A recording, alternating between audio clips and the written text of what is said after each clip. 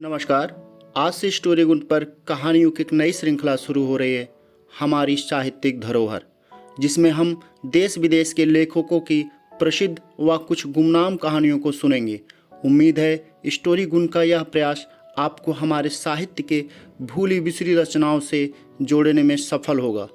इस कड़ी में आज की कहानी है हरिशंकर परसाई द्वारा रचित मुंडन। किसी देश की संसद में एक दिन बड़ी हलचल मची। हलचल का कारण कोई राजनीतिक समस्या नहीं थी, बल्कि यह था कि एक मंत्री महोदय का अचानक मुंडन हो गया था। कल तक उनके सिर पर लंबे घुंघराले बाल थे, मगर रात में उनका अचानक मुंडन हो गया था। सदस्यों में कानाफूसी हो रही थी कि इन्हें क्या हो गया है। अटकलें लगने लगी। किसी ने कहा शायद सिर में जूं हो गई हो, दूसरे ने कहा शायद दिमाग में विचार भरने के लिए बालों का पर्दा अलग कर दिया हो, किसी और ने कहा शायद इनके परिवार में किसी की मौत हो गई हो। पर वे पहले की तरह प्रसन्न लग रहे थे। आखिर एक सदस्य ने पूछा, अध्यक्ष महोदय, क्या मैं जान सकता हूं कि माननीय मंत्री महोदय के परिवार में क्या किसी की मृत्यु हो गई है? मंत्री जी ने विनम्रता से जवाब दिया, जी नहीं। सदस्यों ने अटकल लगाए कि कहीं उन लोगों ने ही तो मंत्री का मुंडन नहीं कर दिया जिनके खिलाफ वे बिल पेश करने का इरादा कर रहे थे। एक सदस्य ने पूछा, अध्यक्ष महोदय, क्या माननीय मंत्री को मालूम है कि उनका मुंडन हो गया है? यदि हाँ, तो क्या वे बताएंगे कि उनका मुंडन किसने कर दिया है? मंत्री ने संजीदगी से जवाब दिया, मैं नहीं कह सकता कि मेरा मुंडन हुआ है या नहीं। कई सदस्य चिल्लाए, हुआ है, सबको दिख रहा है। मंत्री ने कहा, सबको दिखने से कुछ नहीं होता, सरकार को दिखना चाहिए। सरकार इस बात की जांच करेगी कि मेरा मुंडन हुआ है या नहीं। एक सदस्य ने कहा, इसकी जांच अभी हो सकती है।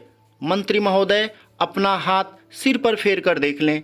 मंत्री ने जवाब दिया, मैं अपना हाथ सिर पर फेर कर हरगिज नहीं देखूंगा। सरकार इस मामले में जल्दबाजी नहीं करती, मगर मैं वायदा करता हूं कि मेरी सरकार इस बात की विस्तृत जांच करवाकर सारे तथ्य सदन के सामने पेश करेगी। सदस्य चिल्लाने लगे, इसकी जांच की क्या जरूरत है? सिर आपका है और हाथ भी आपके हैं। अपने ही हाथ को सिर पर फेरने में मंत्री महोदय को क्या आपत्ति है?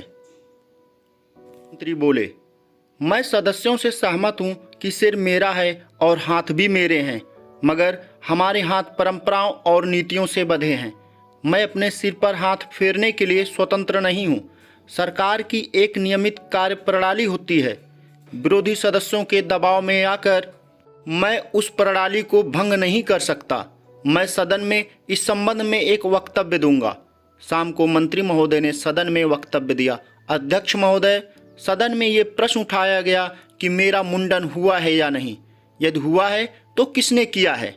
ये प्रश्न बहुत जटिल है और इस पर सरकार जल्दबाजी में कोई निर्णय नहीं दे सकती। मैं नहीं कह सकता कि मेरा मुंडन हुआ है या नहीं। जब तक जांच पूरी ना हो जाए, सरकार इस संबंध में कुछ नहीं कह सकती। हमारी सरकार 3 व्यक्तियों की एक जांच समिति नियुक्त करती है जो इस बात की जांच करेगी। जांच समिति की रिपोर्ट मैं सदन में पेश करूंगा। सदस्यों ने कहा, यह मामला कुतुब मीनार का नहीं है जो सदियों जांच के लिए खड़ी रहेगी। यह आपके बालों का मामला है जो बढ़ते रहते हैं और कटते रहते हैं। इसका निर्णय तुरंत होना चाहिए।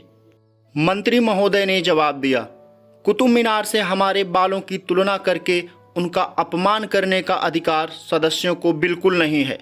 जहां तक मूल समस्या का संबंध है, सरकार जांच के पहले कुछ नहीं कह सकती। जांच समिति सालों जांच करती रही और इधर मंत्री के सिर पर बाल बढ़ते रहे। एक दिन मंत्री ने जांच समिति की रिपोर्ट सदन के सामने रख दी। जांच समिति का निर्णय था कि मंत्री का मुंडन नहीं हुआ था। सत्ताधारी दल के सदस्यों ने इसका स्वागत हर्षध्वनि से किया।